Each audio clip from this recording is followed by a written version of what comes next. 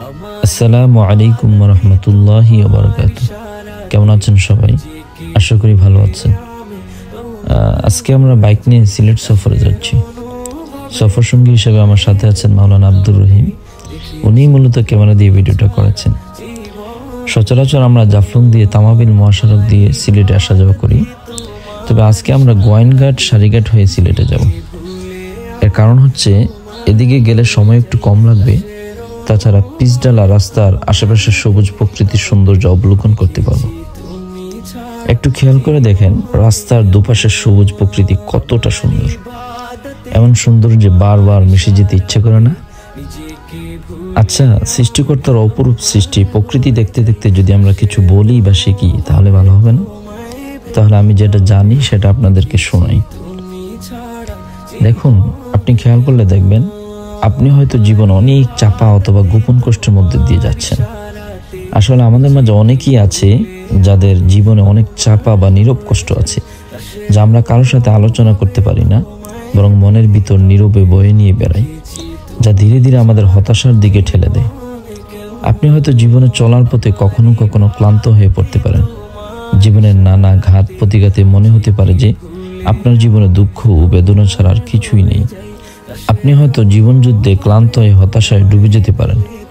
জীবনের হাল ছেড়ে দেওয়ার ইচ্ছা আপনার জীবনে আসতে পারে, কিন্তু মনে রাখবেন যে হাল ছেড়ে দেয় সে কখনো আর জেগে উঠতে পারে না। আপনি ততক্ষণ পর্যন্ত পরাজিত নন যতক্ষণ পর্যন্ত আপনি সকল পরিস্থিতিতে জীবনের সাথে যুদ্ধ করে যাচ্ছেন, কিংবা আপনি ভালো থাকার চেষ্টা চালিয়ে যাচ্ছেন। কিন্তু আপনি তখনই পরাজিত হবেন যখন আপনি মনে মনে হার মেনে নেবেন। তাই ভয় পাবেন না, হতাশায় ভুগবেন না, কারণ হতাশা আপনাকে কিছুই দিতে পারবে না। ট্রাস্ট মি, হতাশা আপনাকে কিছুই দিতে পারবে না, বরং আপনাকে আরো দুর্বল করে ফেলবে। উঠে দাঁড়ান, নিজের জীবনকে ও নিজেকে ভালোবাসুন, জীবনের সকল পরিস্থিতির মোকাবেলা করুন, চেষ্টা চালিয়ে যান, স্রষ্টার উপর বিশ্বাস রাখুন, তাকে আপনার মনের সকল কথা খুলে বলুন, তার কাছে সাহায্য চান, তিনি আপনাকে সাহায্য করবেন।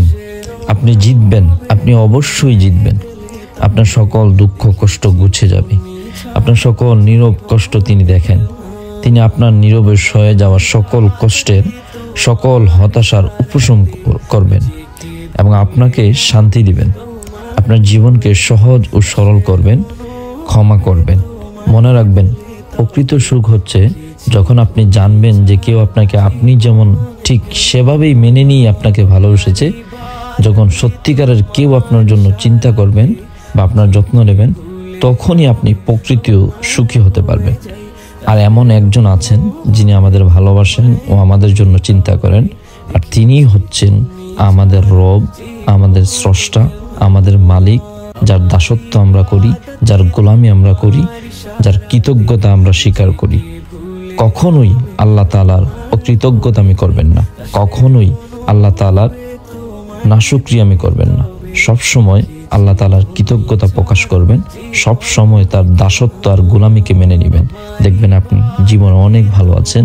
আমাদের খারাপ থাকার অন্যতম কারণ হচ্ছে আমরা যার দাসত্ব করার কথা, যার গোলামি করার কথা, তার গোলামি না করে অন্য কারো গোলামি করি।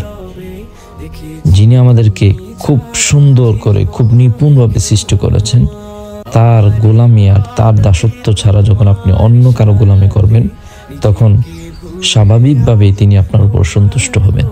আর তিনি যদি আপনার উপর সন্তুষ্ট হন, তাহলে পুরো পৃথিবী সন্তুষ্ট থাকলেও সেটা আপনার কোনো কাজে আসবে না। আর তিনি যদি আপনার উপর সন্তুষ্ট হন, পুরো পৃথিবী আপনার উপর অসন্তুষ্ট হলেও আপনার কোনো কিছুই হবে না। সুতরাং তাকে সন্তুষ্টি করার চেষ্টা করুন, তার গোলামি আর দাসত্ব করুন। তিনি কিন্তু আপনাকে তার গোলামি আর দাসত্ব করার জন্যই পৃথিবীতে পাঠিয়েছেন।